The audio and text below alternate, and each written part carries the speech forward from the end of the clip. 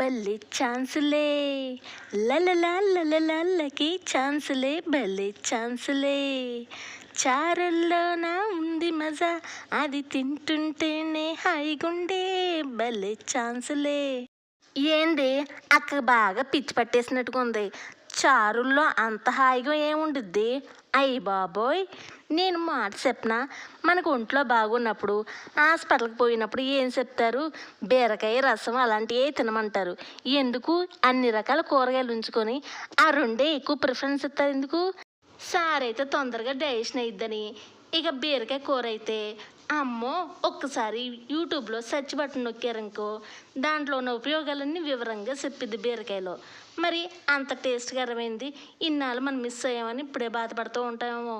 మరి ఎంత బయట తిన్నా తిరిగి తిరిగి ఏదో ఒక రోజు మళ్ళీ బీరకాయ రసం మీదే పడుతూ ఉంటాం అందరం. అందుకని అక్కడి దాకా తెచ్చుకోకుండా ఇప్పటి నుంచి అన్నీ తింటూ ఉండండి. మరి ఏం చేయాలంటే ఇప్పుడు రసం గురించి చెప్తానే. బీరకాయ చాలాసార్లు వీడియోలు చేశాను, ఒక్కసారి ట్రై చేయండి. ఇప్పుడు ఒక కడాయి తీసుకొని 1 లీటర్ వరకు నీళ్ళు పోసుకొని అల్లం వెల్లుల్లి garam masala paste 1 tablespoon వేసుకోండి.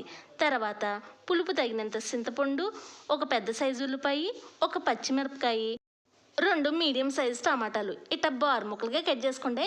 తర్వాత 2 రెబ్బల కరివేపాకు, కొత్తిమీర, పుదీనా ఇట్లా వేసుకొని తర్వాత 1/2 టేబుల్ స్పూన్ పసుపు, టేస్ట్ తగ్గట్టు సాల్టు, 1 టేబుల్ స్పూన్ వరకు కారం ఇలా వేసుకొని తర్వాత మీకు కొంచెం తీగా ఉండాలి, పిల్లల కానించి కూసంతే పెద్దవాళ్ళు కూడా కొంచెం తీగా ఉంటే ఇష్టపడే వాళ్ళు అయితే ఇట్లాగా 1.5 టేబుల్ స్పూన్ వరకు షుగర్ వేసుకోండి. మీకు షుగర్ లేకపోతే బెల్లం వేసుకోండి. ఈ రెండిట్లో ఏదైనా ఓకే. తర్వాత ఇలా వేసుకొని హ్యాపీగా ఒక్కసారి ఇంకేమీ ఆలోచించకుండా ఒక్కసారి గరిటె పెట్టి గిర్ర గిర్ర 1 నిమిషం తిప్పి ఇక స్టవ్ మీద పెట్టేయండి. మరి మంట అనేది ఇటు లో వద్దు, ఇటు మీడియం కూడా వద్దు, హైలోనే పెట్టేయండి. మంట అనేది ఇలా పెద్ద మంట మీద ఒక 10 నిమిషాలు మరిగితే చాలు. ఇక ఈ విధంగా అవ్వగానే ఇక మీరు స్టవ్ అనేది ఆఫ్ చేసి ఇప్పుడు తాలింపు పెట్టాలి.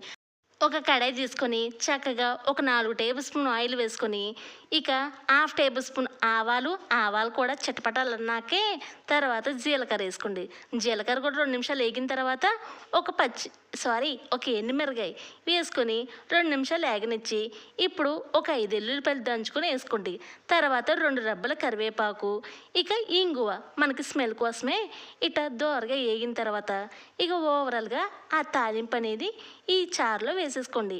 ఇటు తాలింపు వేయగానే మీరు గబాలం మూత పెట్టేయండి. అప్పుడు ఈ తాలింపు అనే ఆవిరి అనేది మనకి బయట పోకుండా ఉట్టి ఆ రసంలోనే దిగేలాగా స్మెల్ కూడా భలే ఉండేది కమ్మగా. ఈ కాలంలో మనం ఏదో సూపులు కనిపెట్టామని మనం ఏది అవుతున్నా కానీ మన పూర్వీకులే ఇట్టాగే చింతపండు రసం, మిరియాల రసం, కొబ్బరి రసం, టమాటా రసం ఇంకా చాలా రసాలు కనిపెట్టారు. మరి ఇవన్నీ సూపులే కదా, అవన్నీ పక్కన పడేసి ఇప్పుడు కొత్త రకం ఎందుకు మనకి, సరేనా?